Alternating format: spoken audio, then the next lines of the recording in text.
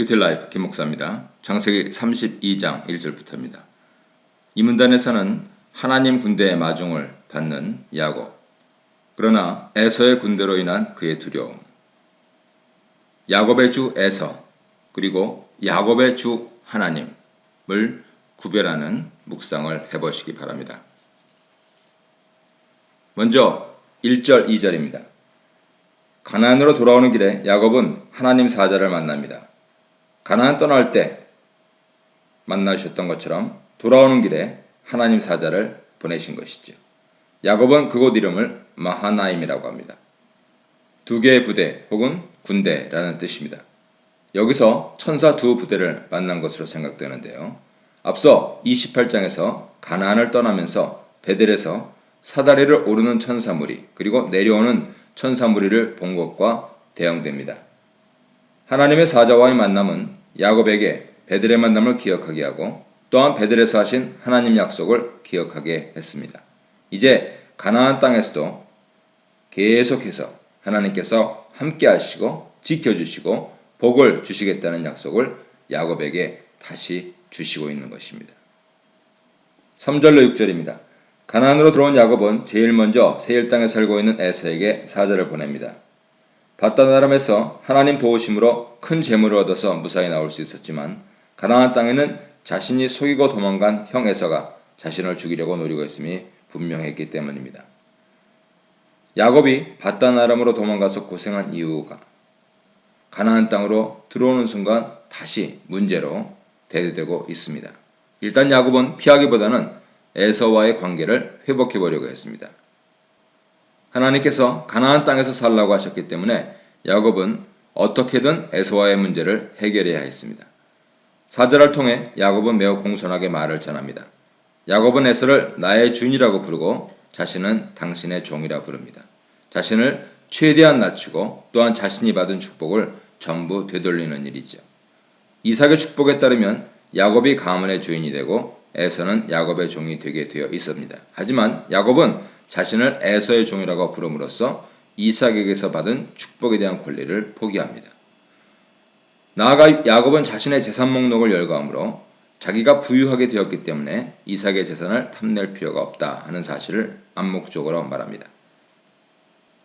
다시 말해 야곱은 아버지 이삭이 준 모든 권리를 포기하겠다고 에서에게 말하고 있는 것이죠. 사실 이미 많은 재산을 가진 데다 또한 하나님께서 함께 하시는 그의 입장에서는 이삭의 축복은 크게 의미가 없습니다. 진정한 축복은 하나님께서 함께 하시는 것임을 라반 집에서의 경험을 통해 깨닫게 됐습니다. 야곱은 마지막에 내 주께 은혜를 받기를 원하나이다 라고 하면서 가나안 땅으로 들어가는 것에 대해 에서의 허락을 구합니다. 이 표현은 30장 27절에서 라반이 야곱에게 남아달라고 간절히 부탁했을 때 사용했던 표현입니다. 사자들이 야곱에게 돌아와서 보고합니다. 에서는 야곱의 말을 듣고 400명의 사람을 이끌고 그를 만나러 오고 있다고 전달했습니다. 사자는 에서가 오는 상황이 호의적인지 적대적인지 말하지 않습니다. 그래서 이 말씀을 읽는 사람들이 매우 궁금해지죠. 하지만 400명이나 되는 사람들을 대동한 것으로 보면 호의로 그렇게 했다라고 보기는 어려울 것 같습니다. 7절 8절입니다. 심히 두렵고 답답하여 라고 표현하고 있는데요. 야곱이 이 상황을 매우 두려워하고 매우 심각한 공경에 처한 것으로 생각하고 있다는 것을 알려줍니다. 야곱은 하지만 거기에 주저앉지 않고 준비를 하기 시작합니다. 먼저 자신의 가족들과 가축들을 두 때로 나누어서 에서가 공격해 올 것을 대비했습니다. 한 때를 치면 한 때만이라도 데리고 도망가겠다는 전략을 세우고 있습니다. 9절로 12절입니다. 자신이 할 수 있는 대비책을 세운 야곱은 하나님께 기도하기 시작합니다. 이 기도는 야곱의 자발적으로 한 첫 기도이고 야곱의 기도 중에서 제일 긴 기도입니다. 먼저 하나님의 이름을 부르며 자신이 하나님께 받은 말씀을 상기시킵니다. 야곱은 공경의 원인 중 하나를 하나님 말씀에 대한 순종 때문이라고 말하고 있습니다. 다음에 하나님의 은혜에 대해 고백합니다. 지팡이만 가지고 요단을 건넜지만 지금은 두 때나 이루게 되었기 때문입니다. 그는 처음으로 하나님 은혜에 대해 감사 표현을 하였습니다. 이전에는 하나님 은혜로 자신이 부를 이루었다고 인정하는 정도였는데 여기서는 감사를 하고 있는 것이죠. 그러고 나서 솔직히 두려움을 표현하면서 하나님의 도우심을 구합니다. 나의 형의 손에서 에서의 손에서 건져내시옵소서. 건져내다라는 단어는 구원하다라는 뜻인데 모세가 이드로의 딸을 구해낼 때 하나님께서 애굽에서 이스라엘을 구원해 내실 때 사용되었던 단어입니다. 그러면서 바다의 모래같이 많은 자손을 주시겠다 약속을 지키기 위해서라도 자신을 구원해 주셔야 한다고 기도합니다. 그는 약속을 지키시는 하나님이시라는 것을 알았기 때문에 그 약속에 의지하여 기도를 하고 있는 것이죠. 야곱은 가나안으로 가라는 하나님 명령을 따라 가나안으로 왔지만 여기도 여전히 문제가 상존하는 것이고 어쩌면 더 위험한 곳일 수 있습니다. 이 모든 사실을 알고도 하나님께서 야곱에게 가나안 땅으로 돌아가라 하신 이유는 야곱이 그곳에서 이렇게 문제를 해결하기 원하시기 때문이었습니다. 하나님께서는 이때 야곱만 보내신 것이 아니라 동행하고 계셨습니다. 우리를 문제가 있는 곳으로 하나님께서 보내시는 것은 그 문제를 해결하기 원하시기 때문이 아닌가 묵상해 보아야 할 것입니다. 이 문단에서는 에서에게 예물을 바치는 야곱, 그리고 끝까지 꼼수를 부리는 야곱, 그리고 에서의 감정을 풀 수 있는 열쇠로서 얼굴에 대해서 묵상해 보시기 바랍니다. 13절로 16절입니다. 하나님께 기도를 한 후 또다시 그가 할 수 있는 준비를 야곱은 최선을 다해 합니다. 하나님께 대한 믿음과 불안감 사이를 오가고 있다고 볼 수도 있습니다. 그는 에서의 마음을 풀어줄 선물을 준비하는데 야곱이 자신을 종이라고 부르고 에서를 주인이라고 부르고 있는 이 상황은 야곱이 둘의 관계를 형제 관계가 아닌 봉신과 주군으로 설정하고 있음을 보여줍니다. 선물은 봉신이 주군에게 바치는 곡물이지요. 야곱은 곡물로 암염소 200마리, 순염소 20마리, 암양 200마리, 순양 20마리, 새끼를 낳아 저진하는 암낙타 30마리, 그리고 그 새끼들, 암소 40마리, 황소 10마리, 암낙이 20마리, 새끼낙이 10마리로 모두 550마리를 준비하였습니다. 엄청나지요. 암컷과 수컷의 숫자는 가축을 키울 때 일반적인 비율로 수컷은 암컷에 비해 번식용으로 적게 키웠습니다. 앞서 야곱이 라반에게 수컷을 먹지 않았다 그렇게 말하고 있는 내용을 기억해 보시기 바랍니다. 야곱이 신경을 많이 써서 예물을 준비했다 하는 것을 알 수 있습니다. 준비한 가축들을 5대로 나누어서 각각을 종들의 손에 맡겼습니다. 그리고 종들에게 자신의 앞서 가라고 명하고 또한 각각의 때의 거리를 두라고 당부합니다. 모두 550마리나 되는 어마어마한 가축인데요. 한꺼번에 다 보내지 않고 여러 차례 나누어서 보냈습니다. 참 치밀한 사람이죠. 조금씩 에서의 마음을 누그러뜨리려는 생각입니다. 이렇게 자주 많은 가축을 보내면 400명의 군대도 산만해질 것입니다. 400명의 군대가 550마리 가축을 돌보는데 정신이 팔려서 자기들을 공격할 생각을 못할 것이라고 여겼을까요? 17절 19절입니다. 야곱은 가축들을 이끄는 사람에게 특별히 명령합니다. 명령하는 것은 야곱의 계획에서 종의 말이 가장 중요한 부분이기 때문입니다. 종에게 내 형 에서를 만나서 질문을 받을 경우 이렇게 답하라고 했습니다. 당신의 종 야곱의 것이요 그의 주 에서에게로 보내는 예물이오며 야곱은 우리 뒤에 있나이다 라고요. 야곱은 에서가 오는 길목에서 가축들을 보내서 에서가 야곱을 보기 전에 먼저 가축들을 보게 만들었습니다. 에서는 큰 가축들을 보고는 신기한 생각이 들게 될 것이고 궁금해서 목자에게 질문하게 될 것이죠. 야곱은 이것을 예상하고 종에게 미리 명령한 것입니다. 그의 명령 가운데 가장 중요한 표현이 당신의 종인 야곱이 그의 주인 에서에게라는 그러한 표현이었죠. 야곱이 종에게 에서를 자신의 형제라고 부르면서 이렇게 말을 하라고 종으로 주인으로 말을 하라고 하는 것은 기본적으로 그는 에서에 대해서 형제라고 하는 동등한 지위로 생각하면서도 말로는 종과 주인의 위치로 자신을 철저하게 낮추고 있는 것이죠. 에서의 화를 풀기 위한 외교적인 행동인 것입니다. 돌려 얘기하면 속마음과 행동의 불일치를 보여주죠. 야곱은 진정으로 에서를 자신의 주인으로 여기고 있지는 않지만 형의 분노를 풀기 위해서는 철저히 자신의 속마음을 감추고 자신을 낮추고 있습니다. 야곱은 뒤에 있다라고 말하라 함으로써 선물만 보내는 것이 아니라 야곱이 직접 인사를 드리기 위해 만나러 오고 있는 것처럼 여기도록 했습니다. 이 말은 사실과 좀 다르죠. 야곱은 바로 뒤따라갈 의도는 없었습니다. 선물을 받고도 화가 풀리지 않아 야곱의 첫째 무리를 치게 되면 두 번째 무리를 끌고 재빨리 도망갈 계획을 세우고 있었기 때문입니다. 야곱은 그만큼 상황을 지켜보기 위해 뒤에 머물고 있었던 것이죠. 모든 무리의 목자들에게 동일한 명령을 내림으로써 에서가 같은 얘기를 5번 반복해서 듣게 만들었습니다. 5번이요. 20절입니다. 야곱은 이렇게 예물을 5대로 나누고 5번이나 에서에게 예물을 보내는 이유를 설명하는데 에서를 만나기 전에 예물로 그의 감정을 좀 누그러뜨려 놓으면 혹시 형이 자신을 용서하고 받아줄지도 모른다는 희망 때문이었습니다. 감정을 누그러뜨리다 라고 번역된 단어는 진정시키다, 속죄하다, 덮다라는 뜻을 갖고 있습니다. 예물을 통해 야곱이 형에게 빼앗은 것을 보상하고 있기 때문에 그가 형을 속인 것에 대한 속죄를 함으로써 에서의 화를 풀어주려는 그러한 뜻이었죠. 예물, 소재, 화를 풀다, 속죄하다 라고 하는 것은 단순히 뇌물을 통해 형의 환심을 사겠다는 정도가 아니라 자신이 형을 속인 죄를 용서받기를 원하고 있다 하는 것을 말합니다. 이것이 진정한 회개인지 아닌지는 여기서 분명히 나타나지는 않습니다. 33장에 가야 합니다. 20절에 히브리어로는 얼굴이라는 단어가 4번 나옵니다. 우리 개역 개정 성경에는 내 앞에 감정을 풀다, 대면하다, 나를 이라고 번역되어 있어서 제대로 드러나고 있지는 않습니다만 이렇게 4번 반복해서 얼굴을 말하는 야곱의 목표는 에서가 자기 얼굴을 받아주겠으면 하는 그러한 바람이었죠. 강한 자가 약한 자를 용서하고 받아주기를 바란다는 뜻이죠. 야곱은 자기의 예물이 형의 얼굴을 속량해 줄 것으로 여겼습니다.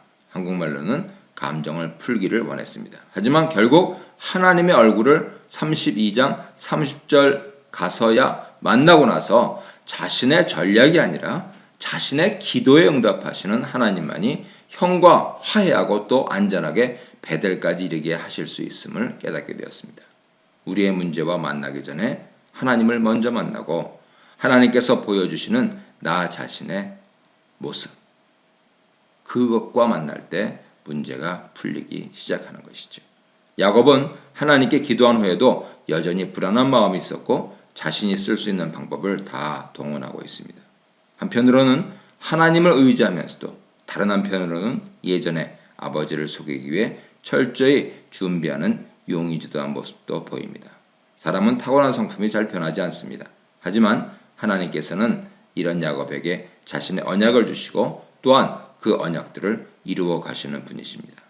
사람은 불의한 존재고 보잘것없고 믿을 수 없는 존재입니다. 오직 하나님 한 분만이 의로우시고 믿을 수 있는 분이고 그분이 자신의 역사를 이루어 가시고 우리가 그분께 붙어 있을 때 승리할 수 있는 것이죠. 어느 때는 악하고 연약한 우리를 보호하시고 사랑해 주시는 하나님 은혜에 감사드릴 수밖에 없는 것입니다. 용서에 대해서 우리가 깊이 생각을 해 보아야 합니다. 내가 거절당했을 때, 내가 배반당했을 때 언제 용서하실 수 있습니까? 내가 사랑받을 때, 내가 사랑할 때 언제 용서받을 수 있습니까? 이 문단에서는 씨름꾼이신 하나님, 속이는 자에서 승리자로 변화하는 야곱, 그리고 동시에 영광스러운 패배자가 되는 그의 모습에 대해서 묵상해 보시기 바랍니다. 21절로 24절 상반절입니다. 선물을 먼저 보낸 야곱은 그날 밤 더 앞으로 나가지 않고 하룻밤을 지내려고 합니다. 에서에게 보낸 선물의 효과를 기대하며 거리를 두고 있는 것이죠. 하지만 야곱은 그 밤에 일어나서 자신의 2 아내와 2 여종과 11아이들과 함께 야복 나루로 가서 그들과 그의 모든 소유가 강을 건너게 하였습니다. 그러면서 자신은 건너가지 않고 혼자 남았습니다. 아주 이상하게 행동하고 있는 것이죠. 밤에 강을 건너는 것은 별로 적절한 행동은 아니었습니다. 하지만 이렇게 무리하게 식구들과 소유를 건너가게 해놓고 정작 자신은 또 마음이 바뀌어서 나루를 건너지 않고 혼자 남아있는 모습은 에서와의 만남을 얼마나 불안해하며 그 자신이 안절부절 못하고 있는가 하는 것을 보여주고 있습니다. 24절 하반절부터 29절입니다. 야곱이 혼자 남았을 때 어떤 사람이 야곱과 씨름합니다. 갑자기 어떤 사람이 야곱을 공격하였기 때문에 야곱은 그 사람과 밤이 새도록 씨름을 하게 된 것이죠. 암살자라고 생각했을까요? 밤이었기 때문에 야곱은 자신이 싸우는 존재가 누구인지 알 수 없었습니다. 야곱은 필사적으로 싸움을 해서 상대방은 야곱을 이기지 못했습니다. 갑자기 상대방이 야곱의 허벅지 관절을 쳐서 어긋나게 했습니다. 큰 부상을 입었음에도 씨름하는 그 사람을 이기기 위해 야곱은 계속 그를 붙들고 있었습니다. 상대방은 자신을 보내달라고 명령합니다. 새벽이 되었으니 가야 한다는 것이죠.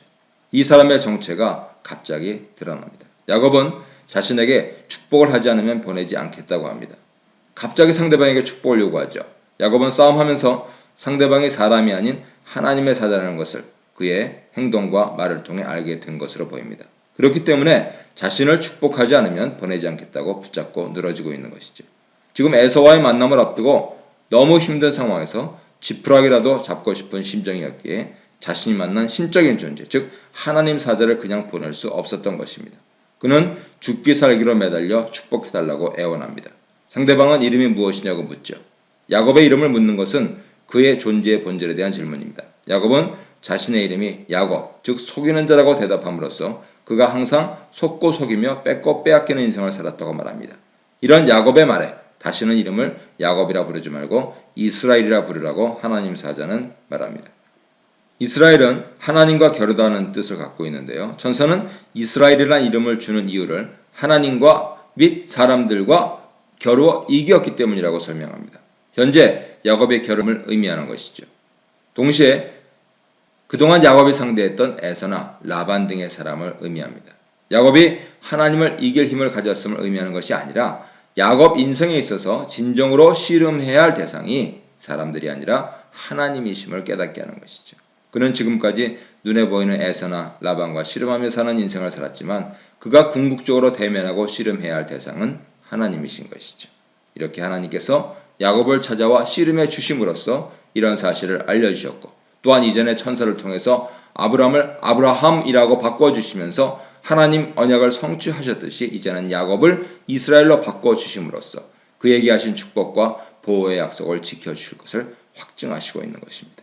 우리 인생에도 많은 문제들이 있습니다. 하지만 결국 우리가 씨름해야 할 대상은 그 문제나 사람이 아니라 우리 인생의 주인이신 하나님이시다라고 하는 사실을 깨닫고 그분께 야곱처럼 죽을 힘을 다해 매달리는 기도를 올려야 되겠죠.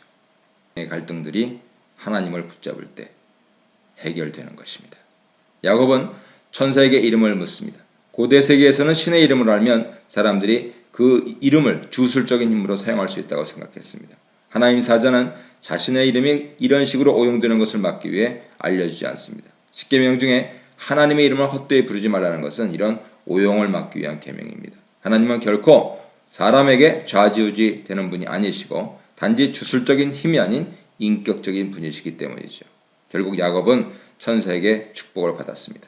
이 축복이 무엇인지 구체적으로 말하고 있지 않지만 야곱의 축복을 구했고 천사가 그 축복을 주었다면 그것은 야곱이 원하는 보호와 도우심이었을 것입니다. 본문에는 안 나오는데요. 천사는 축복을 한 후에 사라졌습니다. 30절로 32절입니다. 야곱은 그곳 이름을 브니엘이라고 불렀습니다. 그 뜻은 하나님의 얼굴이란 뜻이죠. 자신이 하나님과 대면하여 본 사실을 기념하기 위해 그렇게 이름을 불렀습니다. 당시에 하나님 얼굴을 보면 죽는다는 사상이 있었습니다. 야곱이 내 생명이 보존되었다라고 말하는 배경이지요. 하나님을 본 자는 죽는다고 하지만 자신은 하나님을 보고도 살았다는 것이 1차적인 의미입니다. 2차적으로는 보존하다라는 단어가 구원하다라고 하는 뜻에서 11절에서 야곱이 에서의 손에서 건져내달라 간구했던 그 단어와 동일한 단어입니다. 그러므로 야곱은 이 사건을 통해서 하나님께서 에서의 손에서 자신의 생명을 구원해 주실 것에 대한 희망을 갖게 되었음을 표현한 것입니다.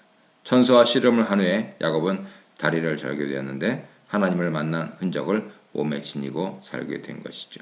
하나님을 만난 것이 단순한 꿈이 아닌 생생한 현실이라는 것을 평생 기억하게 되면서 자신이 하나님의 선택받은 자라는 사실을 확실히 기억하게 된 것입니다. 또한 힘줄을 먹지 않음으로써 이스라엘 백성들은 하나님께서 직접 야곱을 만나 주셨고 승리를 약속해 주셨고 이스라엘이라는 이름을 주시며 언약 백성으로 삼아 주셨다는 사실을 대대로 기억하게 되었습니다. 33장으로 넘어갑니다. 에서를 향해 앞장서가는 야곱, 그리고 에서와 화해하는 야곱, 그리고 에서와 헤어지는 야곱에 대해서 묵상해 보시기 바랍니다. 모두 하나님의 은혜입니다. 먼저 1절로 3절입니다. 야복강 사건 후 야곱은 드디어 에서를 만나게 됩니다. 야곱은 에서가 400명의 사람을 데리고 오는 것을 보았습니다. 아내들, 자녀들의 배치 순서를 보면 여전히 에서의 공격에 대비하고 있고 여전히 라헬을 편애하고 있다는 것을 보여주죠. 아무리 큰 은혜를 받고 엄청난 영체험을 해도 이름도 이스라엘로 바뀌었지만 사람은 세상 살면서 여전히 인간적인 수단과 방법을 강구하는 것이죠. 사람이 하루아침에 인격적으로 성숙하거나 신앙적으로 완벽한 사람으로 변화되지는 않습니다. 그렇게 되기 위해서는 훈련이 필요하지요. 하지만 그러한 경험들이 무의미한 것은 아닙니다.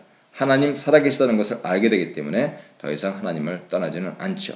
그러니 훈련의 과정을 줄이고 온전히 내가 부인되고 내 십자가를 지고 우리 주님을 따르는 것이 얼마나 중요한지 모릅니다.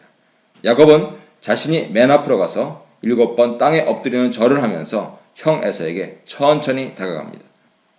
일반적으로 종과 주인 관계에서 땅에 엎드려 절하는데요. 7번 했다 하는 것은 철저한 복종을 표시하는 것입니다. 야곱은 형 에서의 화를 풀기 위해 끝까지 노력하며 에서를 만나러 가고 있습니다. 4절로 7절입니다. 야곱의 조심스러운 행동과는 대조적으로 에서는 야곱을 만나기 위해 달려옵니다.